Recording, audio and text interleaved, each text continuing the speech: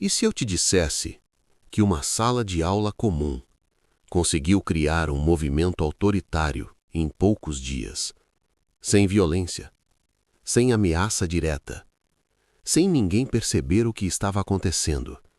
E o mais assustador, as pessoas não só aceitaram, como começaram a gostar. Antes de continuar, já deixa um like discreto, porque esse tipo de história faz a gente enxergar coisas que normalmente passam despercebidas.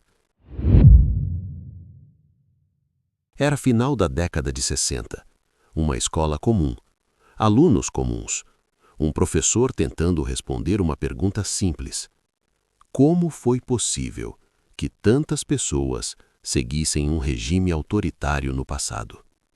A resposta teórica não parecia suficiente. Então ele decidiu fazer algo diferente. Algo que começaria como um experimento, mas que rapidamente sairia do controle.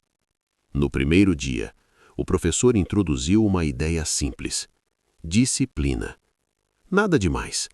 Ele pediu que todos se sentassem com postura reta, respondessem de forma direta, falassem apenas quando autorizados. No início parecia até estranho, quase desconfortável. Mas algo curioso aconteceu. A sala ficou mais organizada, mais eficiente, mais silenciosa.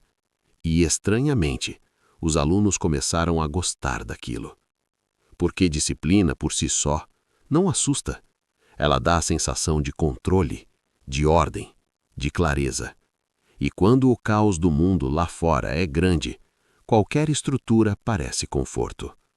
Sem perceber, aqueles jovens começaram a associar obediência com algo positivo. No dia seguinte, o professor avançou. Ele apresentou uma nova ideia: força através da comunidade. Agora não era mais só sobre comportamento individual, era sobre pertencimento. Eles criaram um nome, um símbolo, um cumprimento específico. E ali, algo mudou completamente.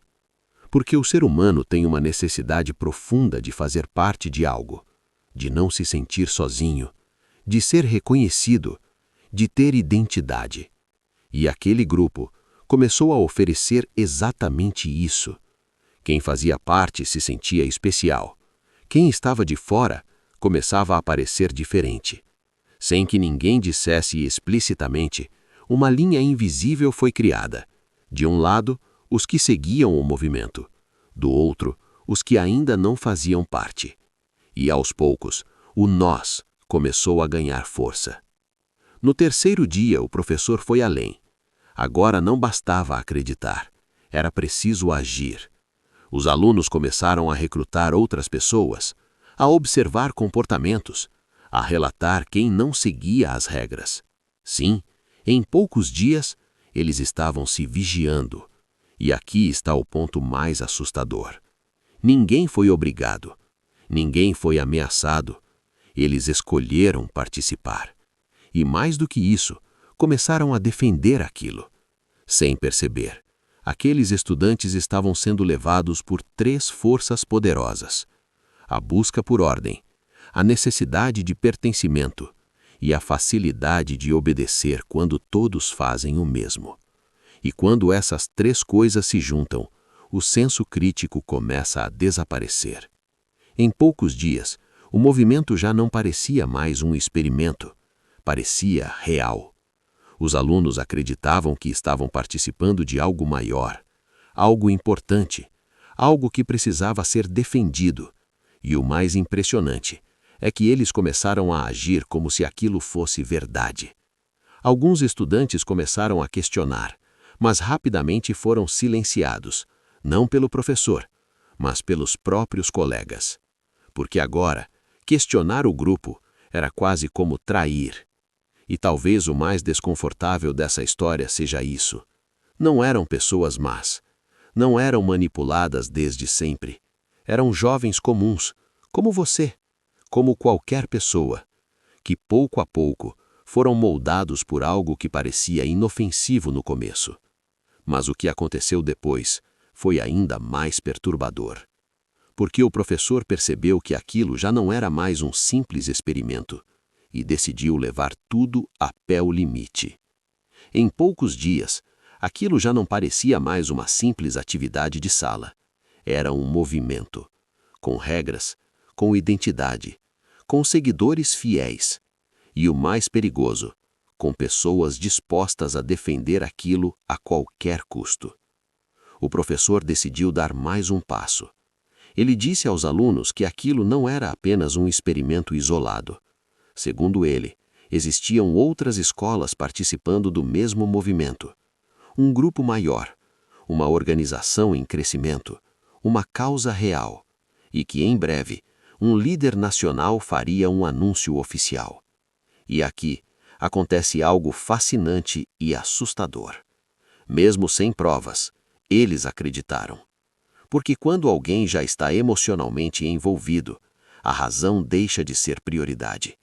O que importa é manter o sentimento. O número de participantes aumentou. Alunos de outras turmas começaram a entrar. Pessoas curiosas começaram a se aproximar. O movimento ganhava força, quase como algo vivo. E quanto maior ficava, mais difícil era questionar. Agora havia regras mais rígidas: postura, linguagem, comportamento. Quem seguia era aceito. Quem questionava era visto como problema. Alguns alunos começaram a denunciar colegas. Sim, denunciar. Por não seguirem corretamente. Por não demonstrarem entusiasmo suficiente. Por questionarem.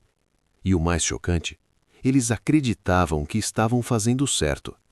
Porque quando você entrega sua identidade para um grupo, você começa a agir em nome dele, e não mais em nome de si mesmo. A responsabilidade desaparece, a dúvida enfraquece, e a obediência se torna natural. Então chegou o momento final. O professor reuniu todos os participantes em um auditório. A expectativa era enorme. Eles acreditavam que fariam parte de algo histórico, algo grandioso, algo que finalmente daria sentido a tudo aquilo. As luzes se apagaram. Um telão foi ligado. Todos ficaram em silêncio, esperando o anúncio. Minutos se passaram. Nada aconteceu. O silêncio começou a incomodar. A tensão cresceu. Até que o professor quebrou tudo aquilo com uma única frase.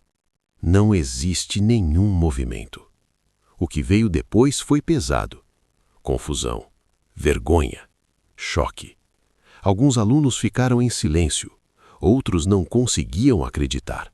Porque, de repente, tudo aquilo que parecia real não era. O professor então explicou: em poucos dias, vocês aceitaram regras sem questionar, defenderam ideias sem entender, excluíram pessoas sem perceber. E tudo isso sem ninguém obrigar vocês. E talvez essa seja a parte mais desconfortável.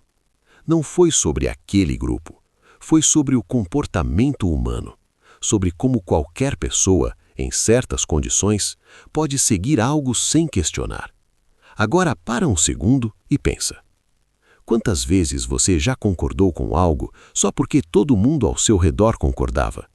Quantas vezes você deixou de questionar para não se sentir escolhido? Quantas vezes você seguiu sem perceber que estava sendo levado? A maior ilusão não é o que os outros fazem você acreditar, é o que você aceita, sem perceber. Porque no final, o perigo não está apenas em líderes autoritários, mas na facilidade com que pessoas comuns aceitam obedecer. Se esse tipo de história te faz enxergar o mundo de forma diferente, se inscreve no canal, porque aqui a gente não só vê o que está na superfície, a gente entende o que está por trás.